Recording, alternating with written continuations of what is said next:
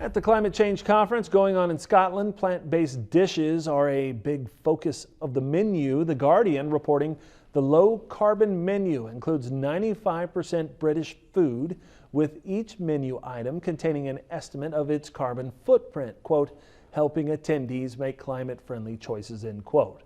Now, a sample menu contains items such as winter squash lasagna, organic kale and seasonal vegetable pasta, braised turkey meatballs, or organic spelt whole grain penne pasta.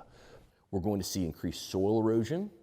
We're going to see increased use of pesticides and fertilizers, because when you take the most nutrient-dense thing you have on the planet and you take it off the menu and say, here, eat these peas, beans, which I love all, but the point being, you take something considerably less nutrient dense, you're gonna have to eat a hell of a lot more of it. But what is the demand picture here at home for plant-based alternative meats? Farm Journal's Tyne Morgan talked with Purdue University economist Jason Lusk about that.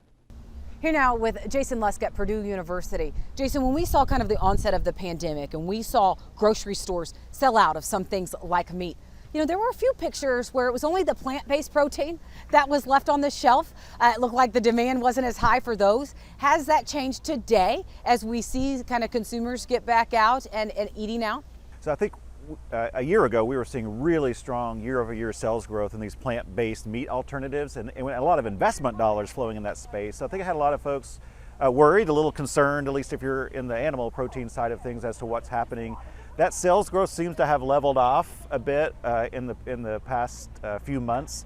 Some of the consumer research we've been doing also suggests that a lot of it was people wanting to try something new. And there'll be a home for it, but people still seem to have a very positive impression of traditional meat products at the moment.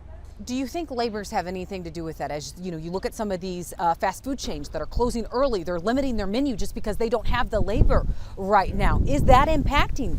Oh, for sure. And I think a lot of these plant-based startups, if they're wanting to scale, they're still priced at a price premium.